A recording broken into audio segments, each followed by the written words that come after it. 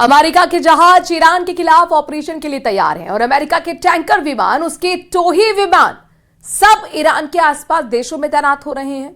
लेकिन ट्रंप की एक गलती, जो शायद जानबूझकर की गई है, उससे बड़ा इशारा बन गया है कि अमेरिका ईरान पर पहला हमला कैसे करना चाहता है।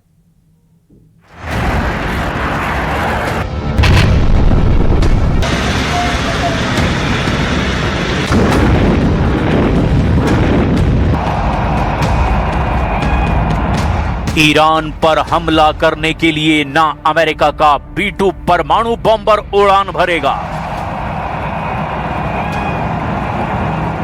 ना ही डोनाल्ड ट्रंप अपने सबसे भरोसेमंद टॉमहॉक क्रूज मिसाइल को लॉन्च करेंगे। ईरान पर अटैक के लिए अमेरिका ने अपना सबसे खतरनाक हथियार दिखा दिया है, लेकिन दिखाने के बाद उसे फौरन छुपा भी लिया। यह है अमेरिका का काला बाज, यानी डार्क ईगल। अमेरिका ने ईरान को खत्म करने के लिए अपने काले बाज पर से पर्दा हटा दिया है। डोनाल्ड ट्रंप और अमेरिका की सेना क्या करने जा रही है, इसे लेकर सबसे बड़ी खबर ने पूरी दुनिया को चौंका दिया है। अमेरिका की डार्क ईगल मिसाइल क्यों खबरों में आई, ये जरा बहुत गौर से समझिएगा। इसी मिसाइल में ट्रंप की सबसे बड़ी रणनीति छिपी हो सकती है।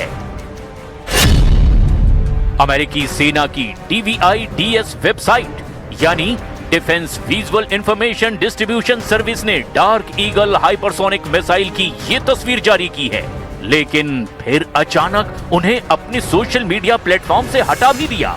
इन तस्वीरों में जंगल जैसे इलाके में डार्क ईगल की तैनाती दिखाई गई। इनमें 2 लॉन्च ट्यूब वाले लॉन्चर को भी देखा जा सकता है।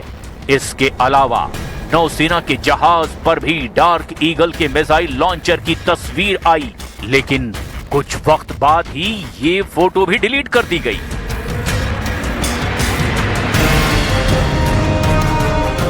आखिर ट्रंप क्या मैसेज दे रहे हैं? क्या ये डोनाल्ड ट्रंप का सुझाव था कि मिसाइल दिखाकर तस्वीरों को डिलीट कर दिया जाए ताकि ईरान तक एक मैसेज पहुंच जाए?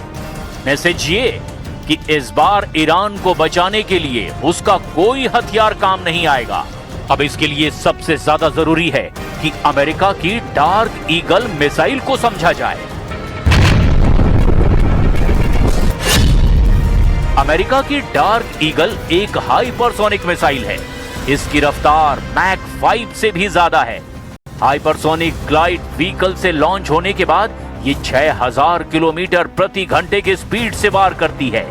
और ज्यादा डिटेल में बताएं तो ये 1 सेकंड में 1700 मीटर की दूरी तय करती है।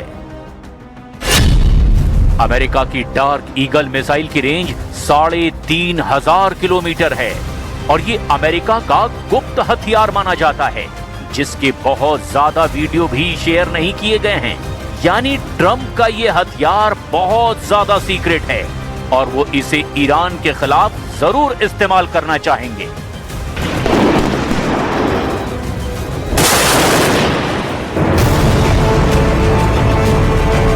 अमेरिका का बेड़ा ईरान को डराने के लिए पहुंचा हुआ है।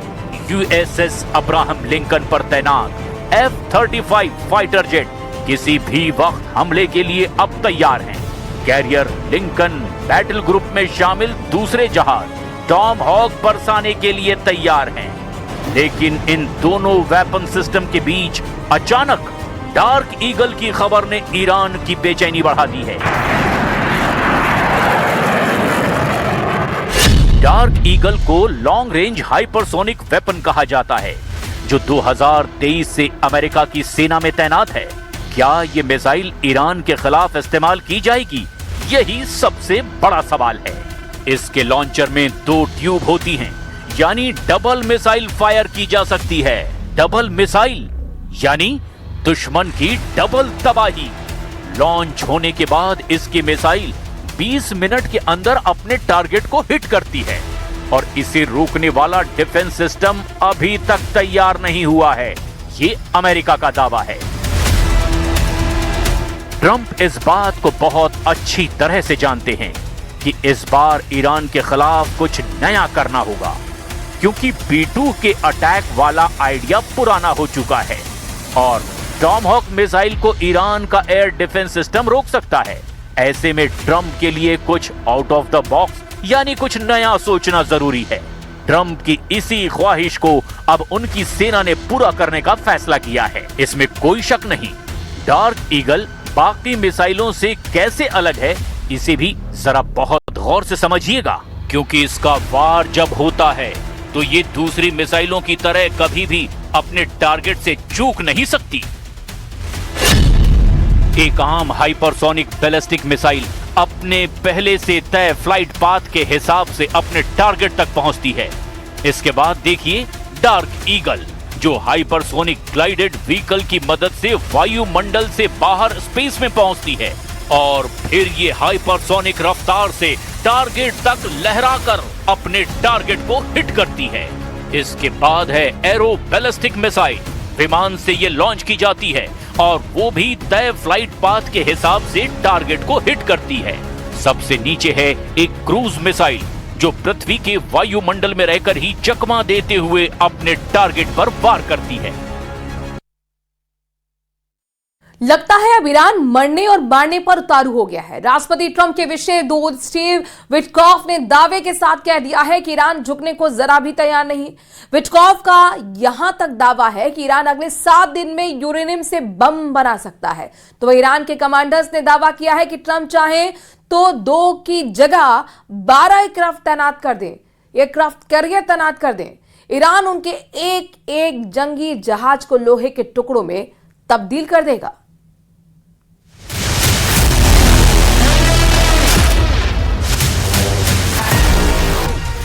7 दिन में तैयार खामनेई का एटम बम, ट्रंप के ईरानी दूत का दावा।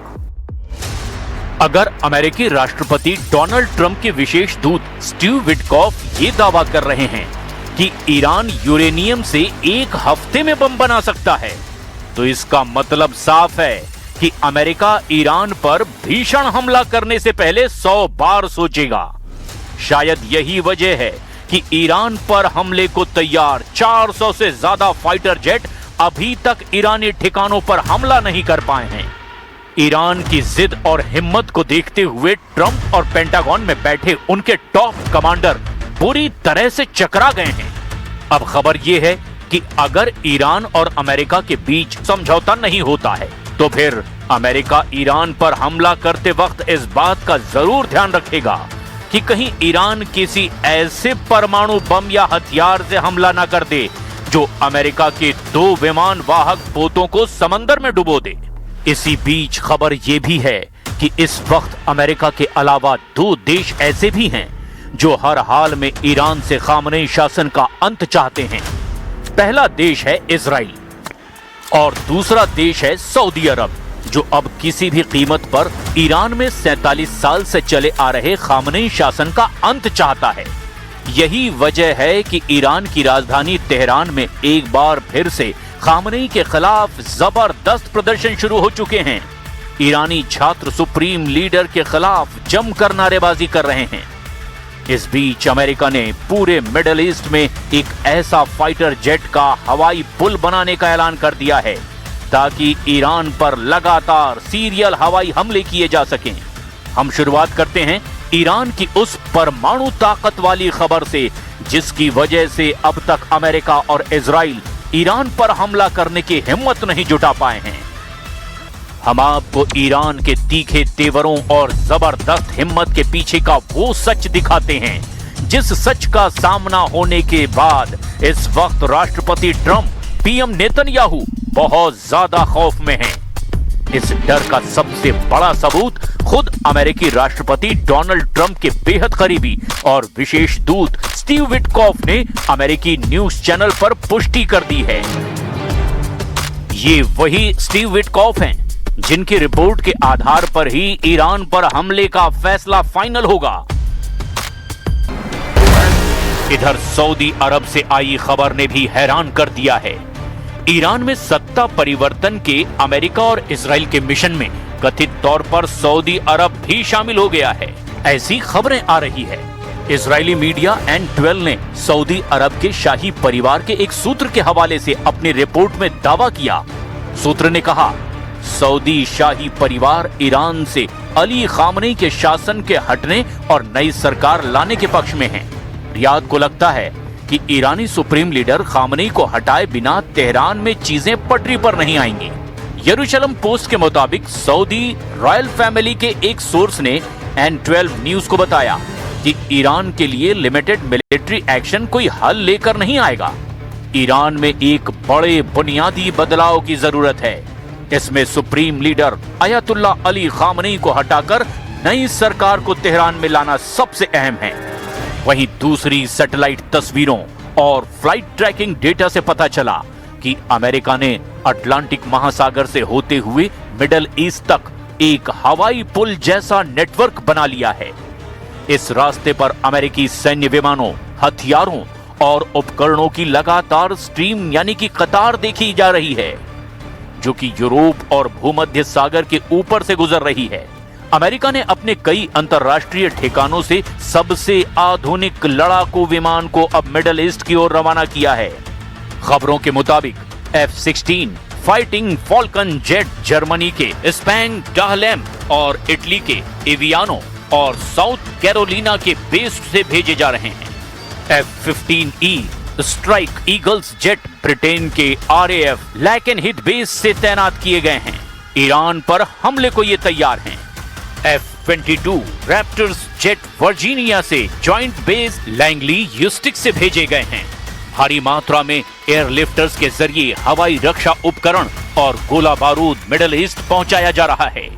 ईरान और अमेरिका के बीच बढ़ते तनाव के दरमियान ईरानी जनरलों और सैन्य अधिकारियों ने अमेरिका को बेहद गंभीर और सीधी धमकियां दी है।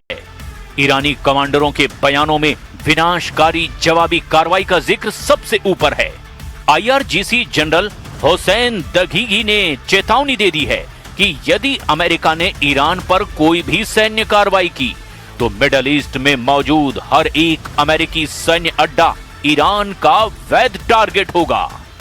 ईरानी जनरलों ने हाल ही में कहा कि अमेरिकी विमान वाहक पोत केवल तैरते हुए लोहे के टुकड़े हैं।